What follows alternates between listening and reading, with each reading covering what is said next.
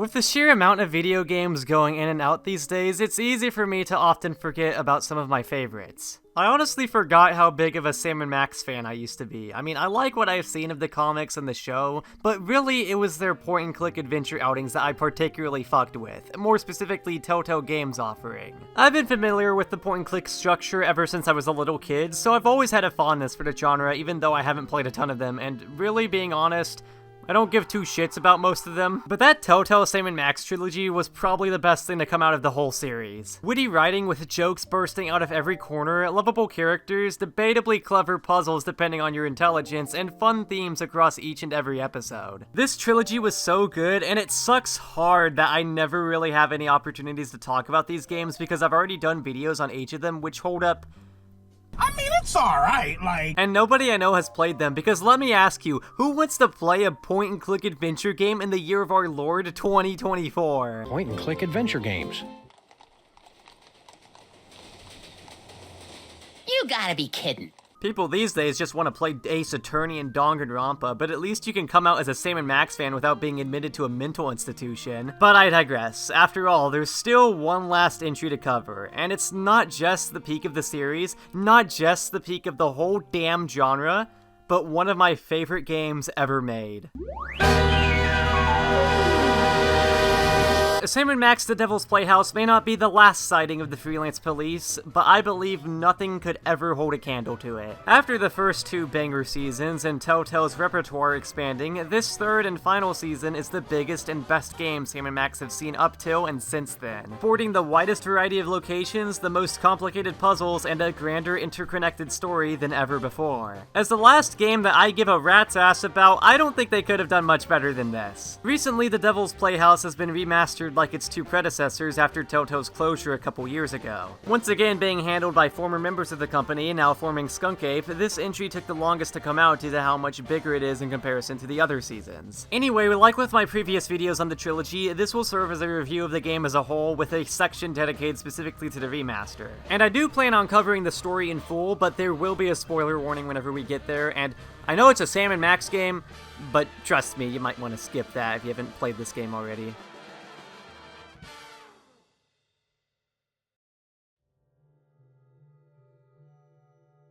The Devil's Playhouse opens up far more theatrically than any entry before it. Introducing us to our story is the narrator, a character so integral to the plot that he wasn't even in the previous games. He throws us straight into a conflict with Sam and Max trapped aboard the flagship of their new adversary, General Skunkape, or Skunk Ape, blowing the minds of countless new fans, making them realize that the remaster devs are named after a character and not a lame-ass cryptid. The duo subdue the intergalactic simian, utilizing Max's newly obtained yet unexplained psychic powers, and the day is saved. So yeah, I think that perfectly explains why this game is a masterpiece and one of the best video games ever made, and if you disagree, then you're a fucking idiot. Anyway, thanks for watching, subscribe, and get your hands out of your pants and do something productive, please. We learn that this is but a glimpse into the future that Max has received from touching a strange toy that has granted him his newfound powers. It's later explained these abilities are granted because of a tumor that might cause his head to explode, but surely that's not important. Immediately after the vision ends, Skunkape shows up for real, but rather than being all Hitler-like as he was in the vision, he's instead all like, "Hello, you absolute legends." The freelance police aren't fooled by his obvious facade, and with some investigation, which you know these guys are kind of experts in, they find that this funkiest monkey that ever popped, 1, comes from the horrific land of Pensacola, and 2, is trying to get a hold of various toys from across the galaxy in hopes of coming across the Toys of Power, a name that makes the average Redditor trip with excitement. Max's future vision happens to be one of these toys, and there are several others like it that all sport their own powers. After a ton of trickery and typical Sam & Max nonsense, they manage to seal Skunk Ape away in intergalactic solitary confinement known as the Penal Zone, with only a couple of dick jokes rubbed out. However, in the process, they discover the Devil's Toy Box, an ancient artifact from a dark dimension that was built to contain the Toys of Power. Throughout the season, the duo learns more about the history behind the toy box, the beings that created it, and the terrifying effects it could have on the world should one unlock the powers contained within, meeting several other villains along the way that want to use it to their own ends. This season has much more emphasis placed in its presentation and storytelling. The previous two seasons had episodic storytelling as well, but those games' plots were only really connected connected by a very thin thread. The Devil's Playhouse does have a new conflict introduced in each episode, but all of it is connected to the Devil's Toy Box in some way, and each of the episodes lead directly into the next, giving the story much more fluidity than what was seen before. While I don't mind the other games having sillier or less connected stories, I think having a more compelling narrative is a refreshing change of pace 3 games in. The episodes are longer, the stakes are higher, the cliffhangers are intriguing, and yet it's still as hilarious as ever, and the game knows not to take itself too seriously and practice some honest-to-God self-awareness. But that fun and incredibly long, oh my god, discussion gets to come later.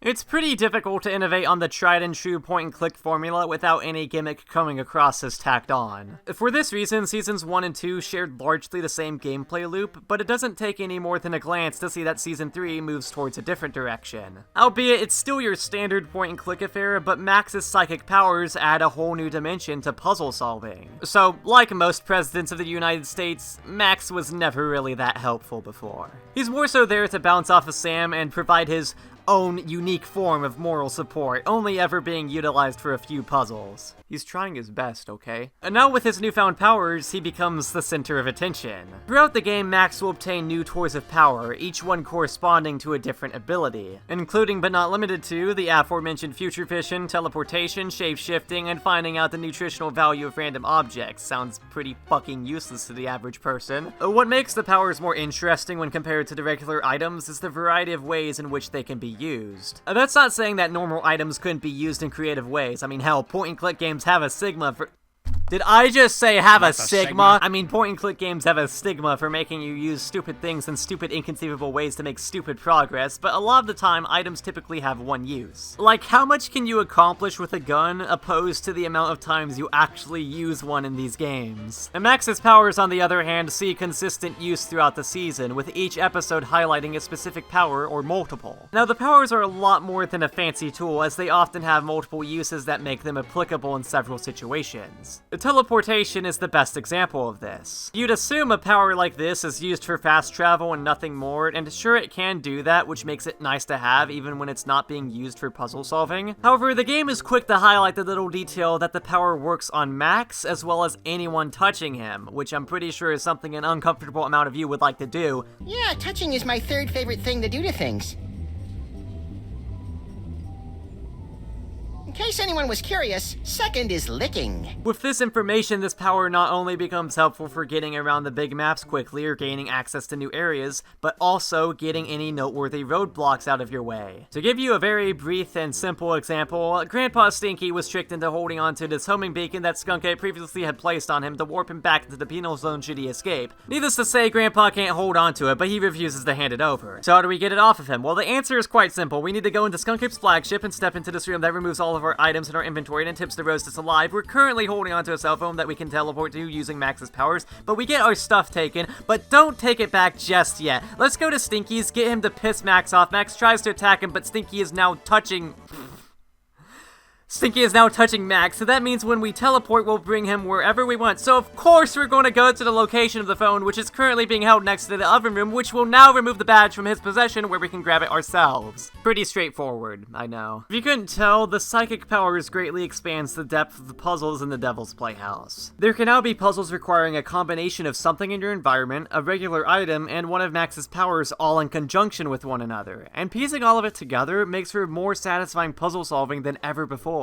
A rhinoplasty probably has the strongest use, allowing Max to transform into various objects in the environment, which greatly broadens what can be used for puzzles. They fucking cook with this one, especially in episode 3 where it's stretched to its breaking point and gives way to some of the best puzzles in the whole series. It's kinda like Cappy in Mario Odyssey, except 7 years earlier, and unlike that game, this game is a masterpiece. Future vision seems like it'd be pretty limited, but a lot of the time it'll let you know how to solve otherwise unsolvable problems, typically when it comes to prediction-based events. Also, it's really good at both foreshadowing future moments in the story and setting up and subverting expectations for a gag. Down with Skunk Ape. Aliens go home. Hey. You guys really shouldn't be littering. Surprise! Ventriloquism is similar in that regard, and it works the way you'd expect it to, but I think the real fun to be had with both of these powers is just dicking around and finding an insane plethora of optional jokes and bits of dialogue. Like, I've missed some good jokes in this series before, but I heard so many new ones on this playthrough that killed me. Here I am, inside this fat suit! Cano Nuts and Mind Reading are the only real duds in the bunch, and that's due to how each of them is only predominantly featured in one chapter each. Even if they did get more screen time though, their uses are a lot more situational and therefore make the puzzles involving them rather boring. Cano Nuts is used in any predicament where you need to be present, but not really, and that's all it's ever used for. Mind Reading is only used to figure out information that you otherwise wouldn't have access to, so all it really boils down to is going through another menu and clicking on someone to unlock a little more dialogue or get a password or something. And since the power is only actually available in one episode, its use never gets to evolve past this until the very end, where it admittedly does get some clever usage. Functionally though, it's not much more than a weaker version of Future Vision. However, I must reiterate that even with those slightly more underwhelming powers, the Devil's Playhouse still has the most consistently complex and fun puzzles in the whole trilogy. I never got bored of all the unique and creative ways the powers got implemented into the otherwise standard puzzle solving.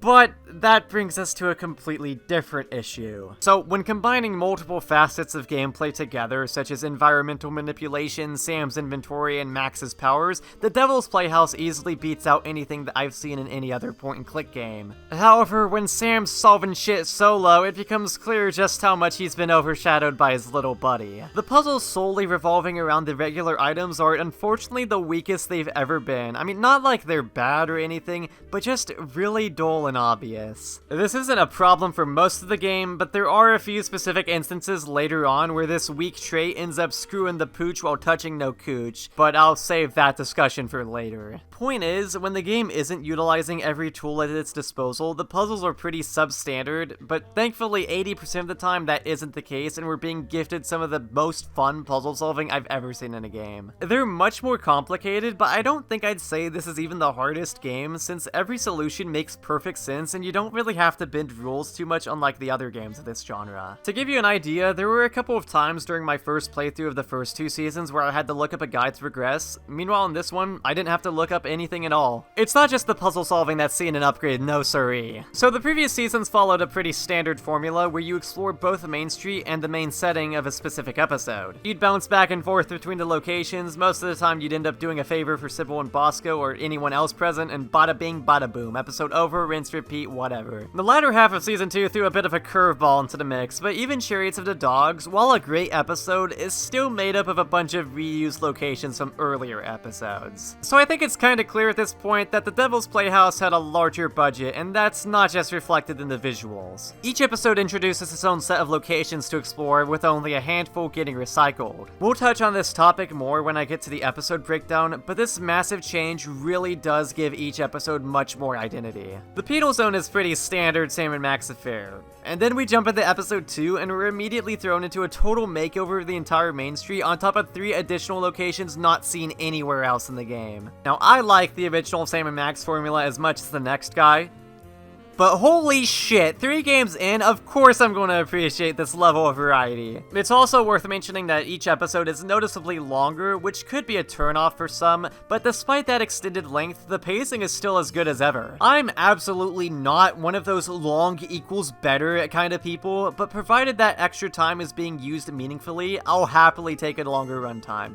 And the Devil's Playhouse gives us just that. And speaking of environments, I suppose it's about time I touched on that art style. It doesn't take a person with fully functional eyesight to see the stark jump in quality going from season 2 to 3. The first 2 seasons were trying to capture an art style similar to that of the original comics, albeit in 2007 and on an engine that holds up about as well as a Minecraft YouTuber's career. The remasters were able to fully realize this original artistic vision and look excellent, almost as if they were made 14 years later or something. But the jury was still out when it came to our third title here. The Devil's Playhouse tackles a more semi-realistic approach. I mean, as realistic as the Telltale engine can make a game about a dog and rabbit with guns made in 2010, that is. Facial expression is much more varied, lighting is dynamic, and the cutscenes are a lot more cinematic than they were before. However, as impressive as it was at the time, especially considering the engine it's running on, can't lie, it is beginning to show some age. I can't be the only one who thinks Girl Stinky looks like she just crawled out of the diner's toilet. Like, girl, just because that's your name doesn't mean you have to live up to it. However, when time came to remaster the game, a decision had to be made. Should the devs keep its focus on realism, or should it adopt a new art style to match with its recently re-released predecessors? Leaving the remaster's art style up to a Fortnite 1v1, the latter option came out on top. I was kinda skeptical about the new look at first, but I totally understand why they picked this style instead of trying to update the old one.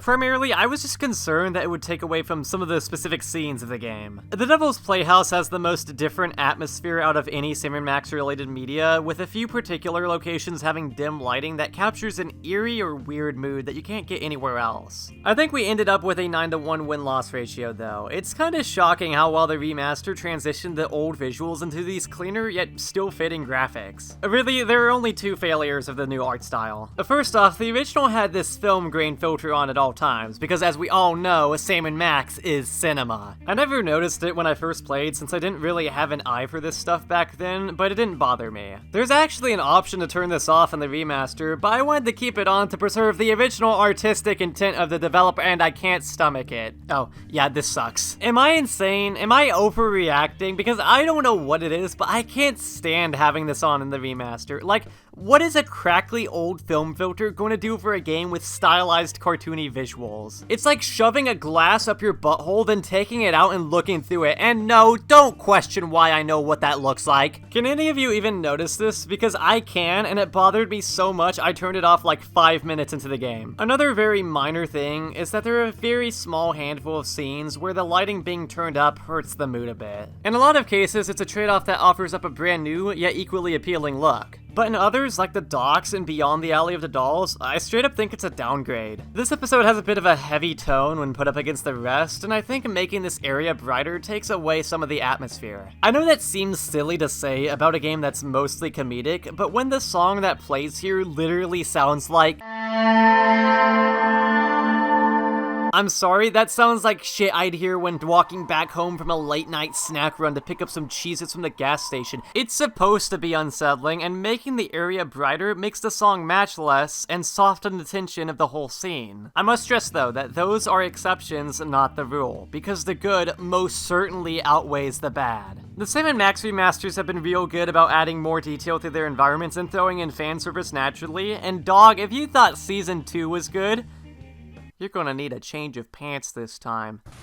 Okay, so when choosing dialogue, Sam now has a little animated face that points towards the option you're selecting. And you know, it's not like I minded the old 3D model or anything, but he looks like an idiot now. It's a cute detail, and the best part is that it changes to reflect Sam's current appearance, so you're going to end up seeing at least one new one every episode. Max's wheel now has more effects added to it, and the part that's great for any 5-year-olds in the audience is the little notes that play when selecting a power.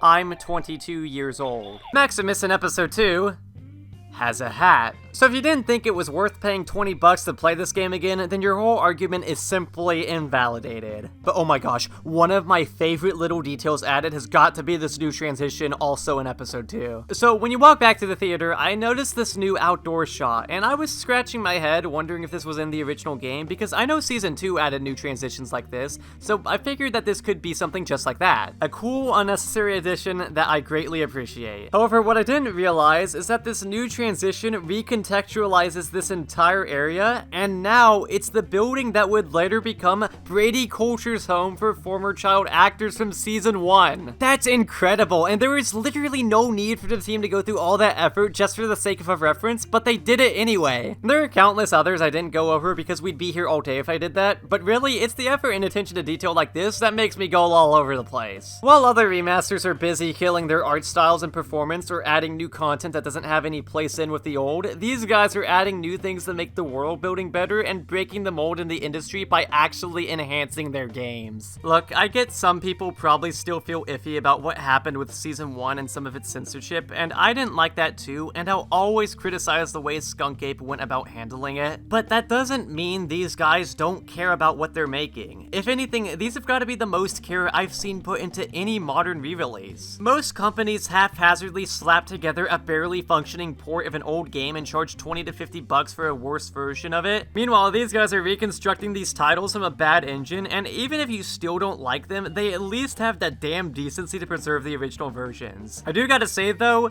this was the buggiest remaster in the trilogy for me personally, and some of these were real nasty. Now, in all fairness, I didn't play the first two at launch. Meanwhile, I got this one, the second it released, so it's only natural I'd run into more glitches. How do I get down? Someone Some of the more minor ones include Max disappearing for this one scene. I mean, that's just kind of funny. But then I had an instance where the music in one cutscene at the end of episode 2 bled into the last moment in the episode right before the credits, which really took away what's otherwise supposed to be a good cliffhanger. Max, what's wrong with you? Little buddy? My mouse went missing again like in Season 2 that one time. And worst of all, I accidentally soft-locked the game during an interrogation sequence in Episode 3 by clicking an option right as some dialogue was ending. Those last three were in one episode alone, and it actually really started getting on my nerves how I'd have to reload my save to get around the issues. Meanwhile, I think I glitched the original, like, once. There's already been a patch addressing some of these, and there's bound to be more, and I can cut the devs some slack since this is the biggest game by a landslide, but I do feel like it's important to bring this stuff up. Overall, I think the remaster is a great way to play the game, but it's necessary for me to know how some of those glitches did hinder my experience somewhat. It's still pretty freaking weird. I mean, seriously, did nobody come across any of these in testing?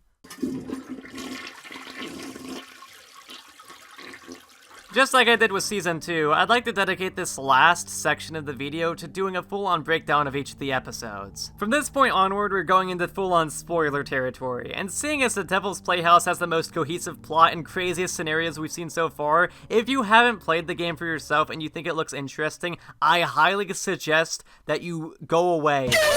This season goes places you'd never expect, and while I don't want to rob anyone of that blind experience, I'm also not going to spare any details. The Penal Zone is the most standard Sammun-Mak's affair the season has on offer. The locations are pretty normal as you mainly explore smaller sections of the city, albeit structured way differently than the older two seasons. I think the main highlight of this episode, however, is how well it introduces the powers. It focuses on future vision and teleportation, with the latter in particular being the star of the show. It's actually crazy how much they bend the uses of what appears to be a simple teleportation power. It's used as a solution in most of the episode's puzzles, but it never gets old because of its varying properties all getting to shine in different situations. And then there's how they utilize future vision. It's not quite as ingenious gameplay-wise, but in the story, that's a different case. So like I stated during the story introduction, the first part of this episode is a tutorial taking place on Skunk Ape's flagship that Sam and Max view through future vision. So it only stands to reason that at some point you're going to end up there. That moment eventually comes around, as while hunting for the general, he ends up catching them instead and taking Max's toys. So things play out on Skunk Ape's ship as you'd expect until you're supposed to get the powers back,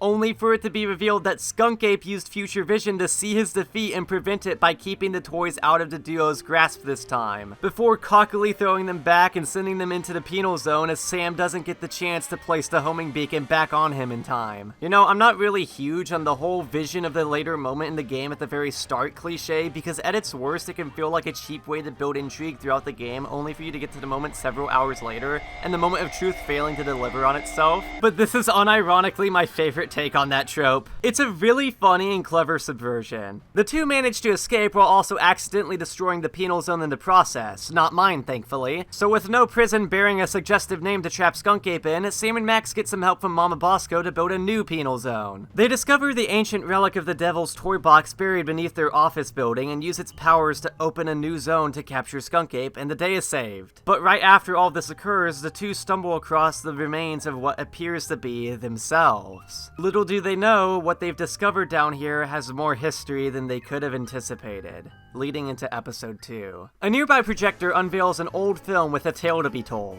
The Tomb of Sammun-Mak centers around the adventure of Sam and Max's ancestors, Samuth and Maximus. Took them a long time to think of that one, I'm sure. Taking place in the early 1900s, the two participate in a local theater attraction called the Sphinx Challenge, headed by one Monsieur Paperweight. Anyone who can make it through the challenge will receive tickets to Egypt to retrieve the Devil's toy box from the the titular Tomb of Sammun-Mak. This episode is unlike anything the series has ever seen, and the structure is no different. Sammun-Maks can use the projector to astral project themselves in the various parts of the film segmented into 4 different pieces. The interesting part of this episode, though, is that you can't actually progress through the film linearly. There are a lot of instances where you need to obtain information from a later section to progress in an earlier part. In addition, most of the puzzles here have barely anything to do with your inventory. It's absolutely pitiful in this episode and rarely, if ever, sees any use. Instead, puzzle solving primarily revolves around Maximus's ventriloquism and Canna Nut's powers. Like I said earlier, Nuts isn't all that varied in its usage, and as someone with 5 of them, I find that rather disappointing, but ventriloquism on the other hand is used excellently. Because on top of those powers, throughout the episode you'll come across mole people who you can provoke into afflicting the pair with situational curses. You can get Maximus turned into a cow and milk him like how Telltale would go on to do with The Walking Dead if you're a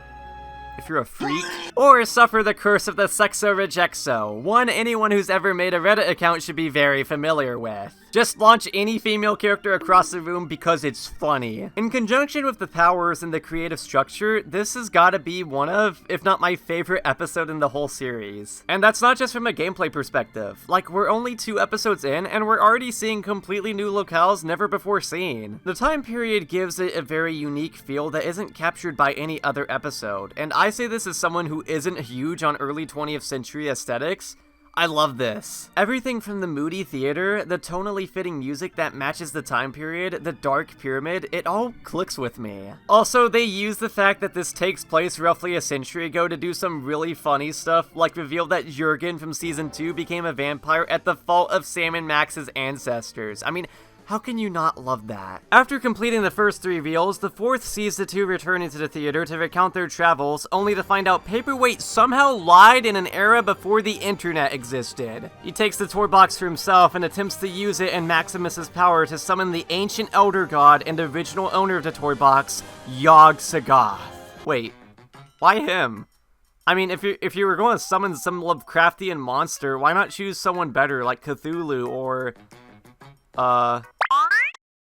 you know, I think I'll abandon that thought. Through some typical point-and-click trickery, Maximus is able to get Paperweight in the summoning circle and make him utter the incantation, putting an end to his scheme. The not freelance police agree to protect the toy box with the help of the mole people, but they both accidentally get caught in the crossfire of the protection spell, giving them an untimely fate, much like the company that made this game. With the film over, Sam arrives back from taking a massive piss, having missed the whole last reel, only to find Max's lifeless corpse. Coming to the horrible realization that they borrowed Max's brain.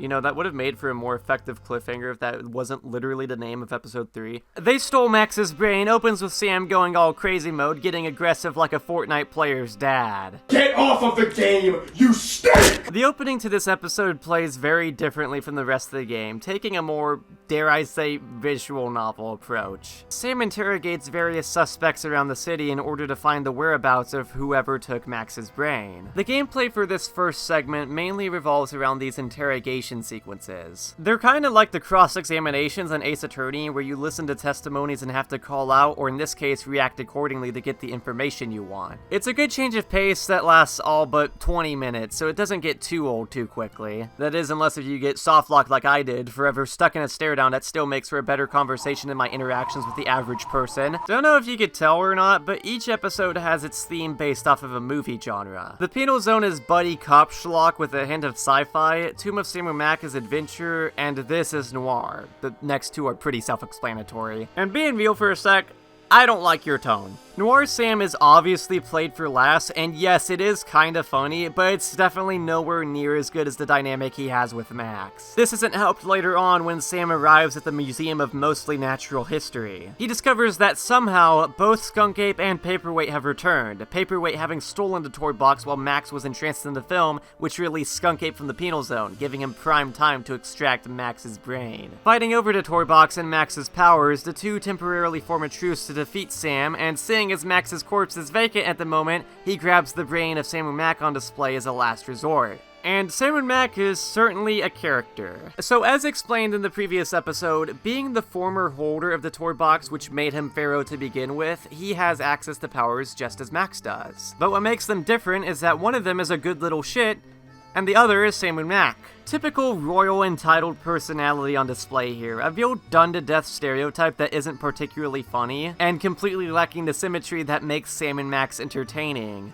Though, I feel like that might be the point. This episode has a more gloomy tone than usual, which I believe was taken as this is the first episode without the two together. The whole purpose is to highlight how Sam and Max are integral to one another, and though they have to sacrifice their interactions to get the point across, I think it's an interesting avenue to explore, especially considering how this far into the series, it's something that a lot of people might take for granted. In the latter half, we see Sammun-Mak get a hold of the toy box and use it to alter reality under his control in a world where everyone worships him again, with Max and an unknown figure under the alias of Dr. Norrington being the only ones unaffected by his brainwashing. The latter half showcases this divide from Max's perspective, with no real body, all while being told everything is just fine. Now, it's not like the episode is dark or anything, but it's always come off as strange to me personally. Like, this is probably the most Sammun-Mak thing that happens all season, yet it has the least fun tone overall. I can acknowledge that that's probably the point, and I think this episode has other qualities, such as the puzzles involving rhinoplasty being the cream of the crop. Like, the monster attacking the city,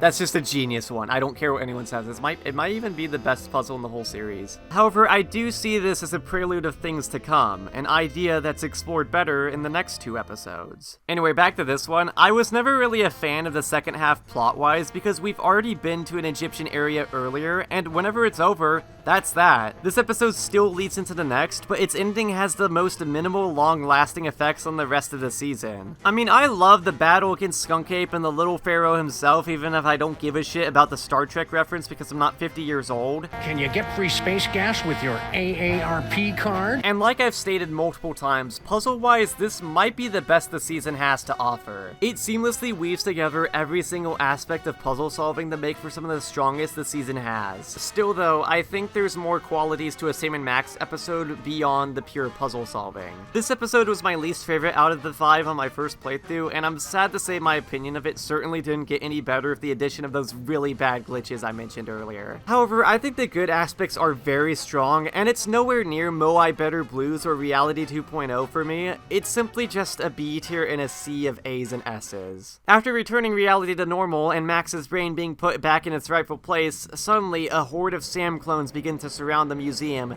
leading into the part where shit hits the fan. Sam, Max, Skunk Ape, and the two Stinkies take refuge from the mindless group of Simulacra. I prefer doppelgangers. Kill yourself. They soon find out that the doppelgangers aren't here to break the fucking sound barrier. No, they're on the prowl for the Toys of Power. Escaping through a secret tunnel, Sam and Max discover a subterranean cloning facility creating the copies of Sam, which must mean that there's a mastermind behind all of this trying to gain the toy box's power. During a detour back to the museum, they corner Paperweight and discover that after his defeat a century ago, his ritual failed and pulled in a fraction of Yogg-Sagoth's power, merging the two together. This is also the true identity of Dr. Norrington. With him pretty much being the one to blame for all the stupid things we've been seeing for the past 7 or so hours, the Elder God delivers a lore dump regarding the toy box's origins. If you weren't already aroused, you might be able to tell that Yagi here gets bitches. And he's the grandfather of another Elder God referred to as Junior!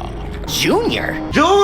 Junior was an unruly Lovecraftian monster, much like all children are, and when migrating from their homeworld of the Dark Dimension into this reality, his grandfather brought the toy box and Toys of Power to get him to shut up. However, they were driven back into the Dark Dimension by a group of mole people using the power of one of the toys, the Chthonic Destroyer, which is the only object with the power to destroy things from the Dark Dimension. Quality Assurance didn't really think too hard about that one, huh? Being forced back from whence they came, the Elder Gods were forced to abandon the toy box, where it would then be left in the hands of the mole men to be protected from those who would seek to abuse its power. It would then come into the hands of Sammun-Mak, who would abuse its power. Should one meddle with the affairs of the Dark Dimension, our reality as we know it could be plunged into eternal darkness. Paperweight and Sagoth have actually been looking for the toy box this past century so that they could destroy it once and for all. However, now that task lies in the hands of the freelance police. So this is something I've been skirting around throughout this video, but I've seen a very, very uncommon criticism of the plot and tone of The Devil's Playhouse, specifically in regards to this scene. Sammun-Mak is a series that's no stranger to overarching plots, with each one culminating in a big reveal that was also played off as a punchline. Like the reveals of our big culprits Hugh Bliss being a malicious collection of bacteria that feeds off of happiness, the soda poppers overthrowing Satan as the rulers of hell. I mean, that's better than most twist villains we see nowadays. What makes Season 3 stick out is the lengths they go to explain actual lore behind the story. Some might say this completely goes against the point of Sammun-Mak, as the series has never taken any of its storytelling even remotely seriously. However, I don't think that this sort of plot is an invalid approach for these games. While it may be more complicated, keep in mind that Sammun-Mak still behave completely in character and don't treat the severity of the situation with any more seriousness than they did when they had to hide that cow. Junior? And Junior's a gremlin. He's a monster I live with. The best way to describe Beyond the Alley of the Dolls is what would happen if Sammun-Mak were thrown into a horror movie, or in this situation, an H.P. Lovecraft story. And unlike the previous episode that understandably sacrificed most of the interactions between these two in order to get this point across, this one establishes and sets a good horror scenario, yet doesn't feel as tonally jarring as you'd think. In fact, I'd go as far as to say that despite the borderline zombie apocalypse going on, I think it's kind of refreshing to see the two back in full form again after being separated previously. And I appreciate me a dark atmosphere in any game. Let me tell you, Beyond the Alley of the Dolls really pushes the envelope of what should be allowed in a Sammun-Mak game. Like, seriously, it's beginning to go up my ass. I know I already pointed it out earlier, but I can't overstate how shocking it is to see the series go from music like this. Welcome, welcome, generous friends. Days and weeks and tokens to spend. We're just regular businessmen. Just you and me and Teddy Bear. And while the sole new power, mind reading, is a bigger disappointment than I am to my parents, that's alleviated due to Max getting a full deck of powers by the end. So instead of focusing on primarily one or two powers, in this episode all of them see some use at one point or another. Even Charlie Hotep reappears and somehow still hasn't deteriorated or been eaten by termites in the past 100 years. Still probably worth less than the average GameCube game though. Sammun-Mak discovered that it was Mama Bosco who was responsible for the clones, but that she was also only contracted to make the cloning pods for them, and there's still a higher power at work. We scored a Chthonic Destroyer after some trial and error dimension hopping, using it to destroy these tentacles from the Dark Dimension that are very cute. We gain access to the Mastermind's command center, and we use it to order the clones to locate the toy box. Not before busting a move though, obviously. Get down with your bad selves. The duo follows their trail back to the docks, and just as we're about ready to put this problem to rest once and for all, the Mastermind reveals himself. I don't think so. Who said that? Hello, folks. Being none other than Charlie Hotep. Abducted to the Statue of Liberty, Charlie subdues and separates the two, and brings Paperweight and Norrington for good measure. Turns out, after being separated from Junior for so long, Charlie is conducting a ritual to bring forth the true power of the toy box in order to tear down the walls of reality and summon Junior. Hoping to be played with again, not realizing that Junior will probably just play Fortnite instead. Norrington insists that Junior always hated Charlie, but Charlie doesn't take too kindly to that. With the help of his distractions and through some meddling with the features of the tower, Max manages to reach the top, but Charlie catches him and ascends into the sky to complete the ritual. Norrington uses his power to unlock Max's true psychic potential to duke it out in a psychic showdown with the puppet, leaving the fate of the world as we know it in the hands of this thing. Alright, look, I already loved this episode up until this point. This season is constantly breaking new grounds for the series at every turn, and this episode was no exception. However, the end of Beyond the Alley of the Dolls is one of the most insane, absurd, unhinged segments of any game I've played in my entire life. I've thought this ever since I first played the game, but even re-experiencing it now, knowing exactly what's going to happen, it's still stuck with me. Sure, up until now, every villain was someone who tried to use the toy box and ended up facing the consequences as a result of meddling with powers beyond their control. But imagine, oh, I don't know, the next one being one of those powers beyond your imagination. Thinking about it now, was that the reason why Charlie specifically popped out of the toy box back in episode 2 whenever you first stumble across it? Did he realize that at some point this would lead him down the track to eventually getting back with Junior? I mean, I wouldn't put it past them. That wouldn't be be the only bit of foreshadowing in this game. And as if this scenario isn't insane enough, the climactic psychic duel is perfectly executed as well. Max's powers get pushed to their fullest potential, making each one stronger and allowing for a world of possibilities to engage in this fight, such as being able to extract and then transform into Sam's thoughts or having perfect ventriloquism. But since Charlie has access to the same powers and can counteract Max, you really have a lot of interactions to go through and have to think outside of the box as to how to win. I understand that it's a point-and-click adventure game, but that does nothing to undermine the intensity of the situation. Real talk, I was afraid that the remaster's new lighting was going to undo some of the tension from the original scene, but dare I say, I think the ominous purple glow is better highlighted in the remaster and enhances the occult feeling even more. Accompanied with the superb music, never have I seen a game capture the feeling of tightroping on the edge of calamity before. All of that, and the future of the world is being put all on Max for once, Sam being completely powerless. Considering that Sam is the only one who normally keeps the little guy in check, and he's now in control of ethereal powers that no normal being should have, much less him, win or lose, God only knows what horrifying consequences could sprout from this battle. After tricking Charlie into destroying the toy box himself, Max's powers begin to wane and he falls straight on top of Junior. But it's okay, it's a Sam and Max game. A few broken bones isn't enough to keep the little lagomorph down just yet, so all seems to be okay. The world is saved, the toy box is destroyed, and we only developed a minor case of PTSD, so I think everything's gonna be fine now.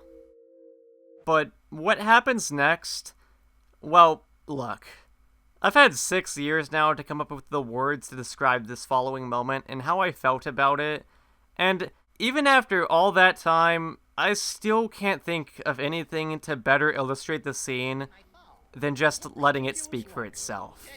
I think I swallowed some of that dark dimensional demon yolk. Ugh. Did it taste like chicken? No. It was more like,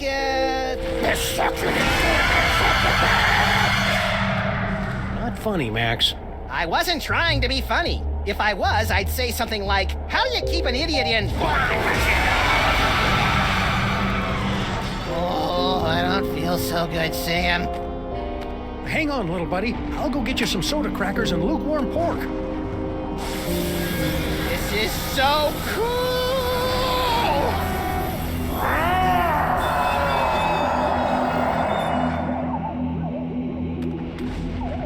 Dr. Norrington, you gotta help me with Max.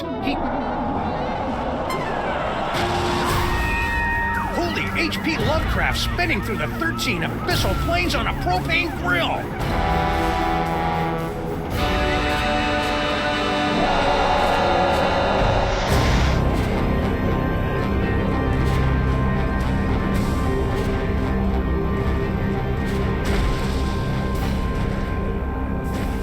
We're going to go through all of that, one mind-shattering thing after the other, and not only are you going to leave us on that cliffhanger, you're also going to tell your audience, you dipshits have to wait another month to see what happens next! You know, I'm pretty torn on whether or not this or episode 2 is my favorite in the series, but after replaying it for this video, this is the one. It has a captivating plot, great atmosphere, and incredible finale that genuinely made me forget that we still had another episode to go on my first playthrough, and a truly unforgettable cliffhanger. They managed to accomplish all of that, and it's still funny! This is your old pal, Charlie Hotel, temporarily taking possession of Lady Liberty to remind you to register to vote.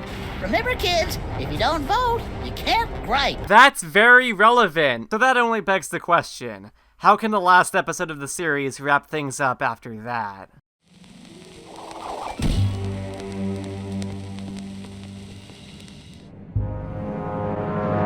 Max in his new monster form has been terrorizing the city for a week now. The narrator sets the stage for the closing act, not before letting us know that someone will end up betraying Sam and Max during this climactic finale. The stakes have never been higher, and the game isn't afraid to let you know that.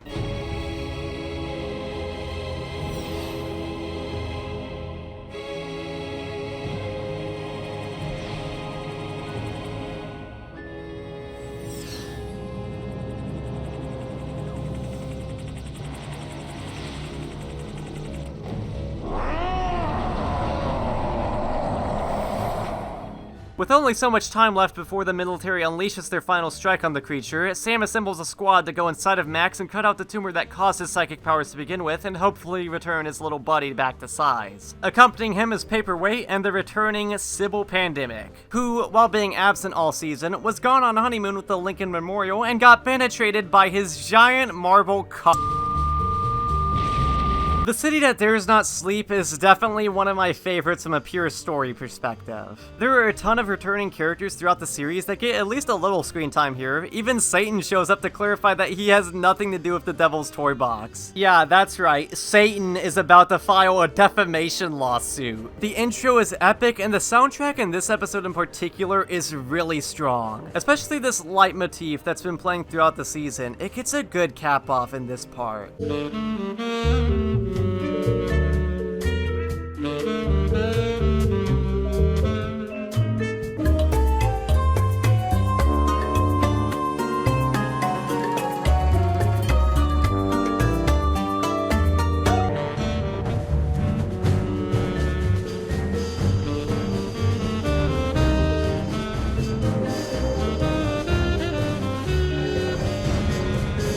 Been wanting to share that one for a long time now. It's clear the devs were going all out to make a satisfying conclusion to this grand season and the series as a whole. However, as much as I love this episode from the scenario alone, because the writing is as good as ever, there's a huge issue with it. Remember all that time ago when I said that this game's puzzle design was really strong, but only when utilizing multiple tools at once, such as the environment and Max's powers? Yeah, I wonder where the fuck this episode goes so wrong! So, due to the whole being busy feeding off the souls of the damned thing, Max's powers are off limits, meaning that puzzles solely revolve around Sam's items for the entire runtime. And I don't think it's an exaggeration to say that this makes this episode's puzzles the weakest in the season, and honestly, some of the weakest in the entire series. That's not to say they're all brain dead easy, because there's still some decent stuff in here, but it's never on the same level of quality as the rest of the season. Much like with episode 3, it does highlight how integral Max really is to the duo's dynamic this time around,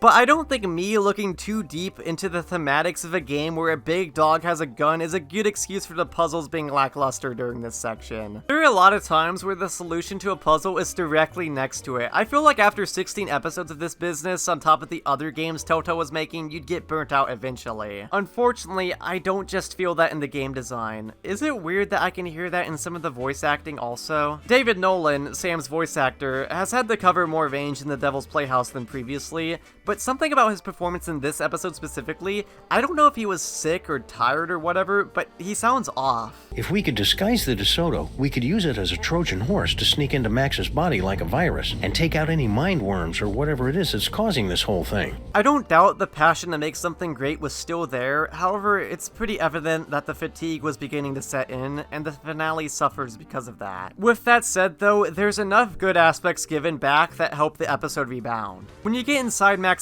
body, the group has to find a way to gain control of him and get inside his brain. All the while, Max actually retaliates by using his powers to halt everyone and turn them against each other. I really love it when a game takes a game mechanic and flips it on its head during the finale, even if in this case it comes at the expense of not letting us use it ourselves. You know what's real cute? This memory room that has callbacks dating all the way back to Hit the Road. I remember that old bucket of fish. Things were so much simpler back then. Really? Because I remember them being a lot more complicated. Well, it was a different kind of complexity. And a lot longer, too. Plus the voices were... Okay, Fake Max, we get it. This game is pretty deep cut with its references in general. I remember my childhood in Brighton. Max, no! I remember my childhood in Brighton. Hijacking the creature and running around the city in a really sluggish sequence, we give the Hell Bunny a good shock to disable his defense mechanisms. Before entering the brain, however, the narrator shows up again and gives us one last chance to guess who will betray Sam and Max. But just as he's about to reveal the traitor... Sybil Pandemic, with her... Do you mind? I'm trying to... Oh, now you've just ruined it. Sam walks in. So that just begs the question, why is the narrator here, and who actually is he? Well, definitely not what he's led us to believe. Rather, he's actually Max's superego. To put it simply, the superego is the part of the brain some would refer to as your conscience. It recognizes morals and acts against self-centered decisions your brain would otherwise make. In other words, it's there to put you in check and make you a better person.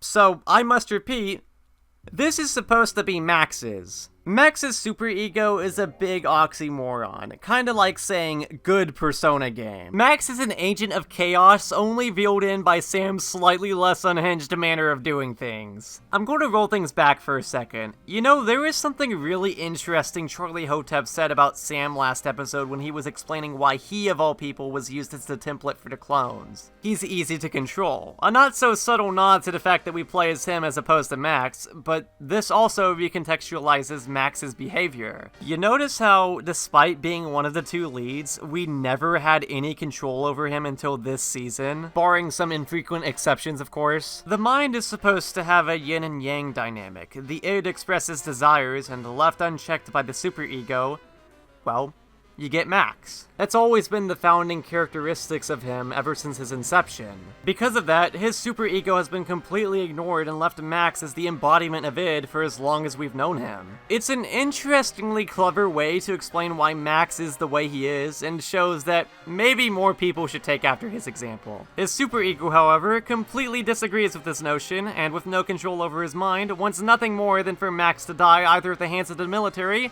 or preferably just wait for his head to explode. It's probably the most genius twist villain a series like this could go for, because, I mean, how do you top the soda poppers usurping hell? Well, in a game about the wonders of the mind, you turn a force that everyone, including the player, has neglected against you. And he's got a point. I mean, Max has done good deeds, but only because they just so happen to line up with what him and Sam want. At the end of the day, he's still a psychotic rabbit with a gun that just so happens to be on the same side as you. Really, the narrator puts it better than I ever could. They say that idle hands are the devil's playthings, but there is something far, far worse. An idle mind is the devil's playhouse, a stage for the most vapid, horrible, and destructive stories to be made real. It's also worth noting a very specific detail about this twist that some of you may not be aware of. Max actually has two voice actors throughout the trilogy. William Caston, who you hear starting from Situation Comedy onwards. Meanwhile, for culture shock alone, his voice was provided by Andrew Chaikin. I believe the story goes that Chaikin got sick in the middle of production for the second episode, and Caston was brought in to replace him. I'm fine with both voice actors, but I definitely think Caston is the best voice Max has ever had, not to discredit Chaikin's performance or anything. Anyway, it's not like they got rid of him completely or anything. He still ended up doing voices for a lot of other characters in Telltale's other works. And it just so happens that one of those ended up being, you guessed it, the narrator. Intentional or not, that's pure poetry through and through. For the longest time, I figured Max rampaging through the city was just a result of his powers going berserk, but something tells me he's well aware of what he's doing and is just using his new form as an opportunity to score more corn dogs. He's really not much different than any other villain in this season who's tried to mess with forces beyond their understanding. Whatever the case may be, we can't let this one meet an untimely fate, and also Max is too funny to let die. Astral projecting into the other Sam clones still wandering through the city, Sam is able to retrieve the Chthonic Destroyer, the last remaining toy now being held by Skunk Ape, who's still alive and teamed up with Girl Stinky, but through some tomfoolery, Sam cons him out of it. Returning to Max's brain to cut out the tumor, Sybil is the only one qualified to do so. Before she can get started though, well, her water breaks. This newfound conflict will either result in her giving birth inside of Max, why the fuck did I just write this, or Max potentially dying as we're running out of time. Strangely though, in a completely out of character moment, for the first time in his life, Max makes a completely selfless decision and tells everyone to leave and save Sybil. Did I just almost say super idol? The superego recognizes Max's sacrifice and decides that he is worth saving, and offers to remove the tumor himself, letting the others escape. Leaving the beast, Sam realizes that they were too late, and Max is doomed. A Maimtron penetrates him in a bad way, and Max, realizing that his fate is sealed, waves goodbye to his friend, and he teleports away for the safety of everyone else. Well, for those who don't deserve the destruction anyway. Didn't I tell you to get rid of that cell phone already? Who could possibly be calling me?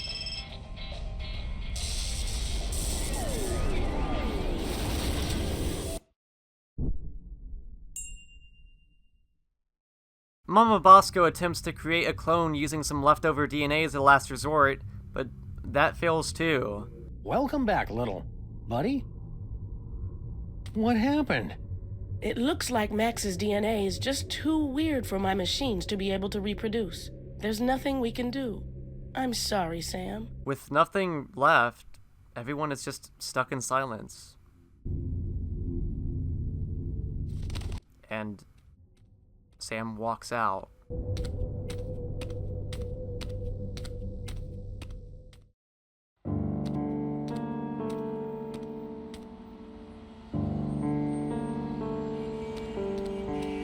I think it goes without saying that part of what makes this series so beloved is the dynamic between its two leads. I mean, if it wasn't clear enough that these two mean a lot to one another, anytime I try to search these guys up on Wikipedia, I get the page for same-sex marriage first. I could say what makes the Devil's Playhouse so special to me is the puzzles and the crazy episodes, and sure, that's all true. But I also love the ways it plays with Sam and Max's relationship.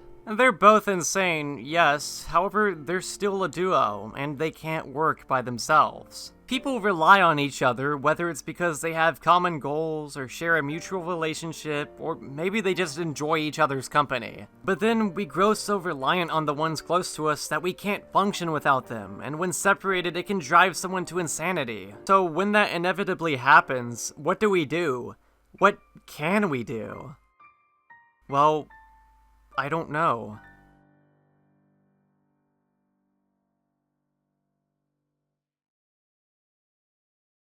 So, it's a good thing that I don't actually have to answer that question.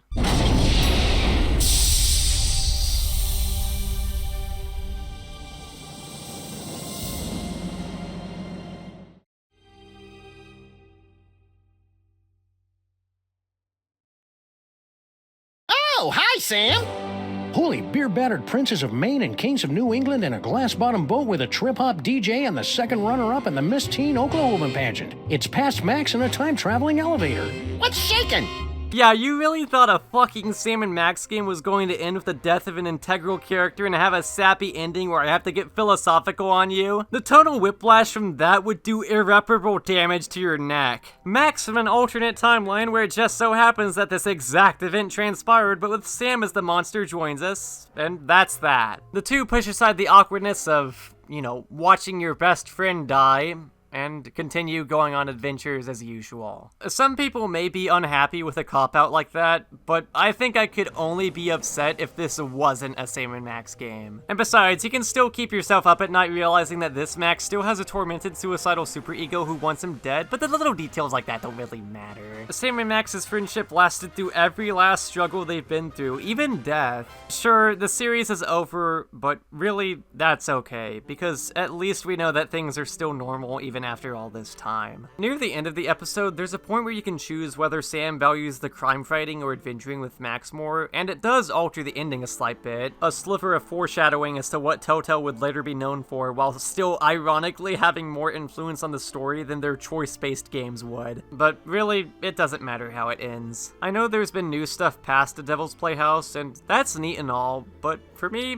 I don't really care what they do or don't do with the series. I wanted a season 4 for years now, however, I've grown content with things stopping here. A lot of media likes to go on well past its prime, which can make me disillusioned with what I once enjoyed about my favorite series and no longer care about them anymore. It's sad to see what you love come to a close, but everything's gotta stop eventually. I don't really mind Sam and Max still getting some new stuff, yet I also don't see the need for a 4th season anymore. Sure, it'd probably be good and worthwhile in its own right. However, I see things like this. We know these two are always going to go on crazy adventures, we know it's always going to be funny, and we know that no matter what comes their way, they'll break the laws of reality to make sure nothing tears them apart. I may like What's New Beelzebub as an individual episode more due to the puzzles being stronger and there being more thick layers to each joke than a Discord moderator, but while The City That Dares Not Sleep may have some issues, every episode in this season is special in its own way, and that still rings true for this one. As a last message about the strength of their bond, I think it's a wonderful way to end the trilogy. So long as that always remains true, I think we'll be okay if they hit the road for good. You crack me up, little buddy.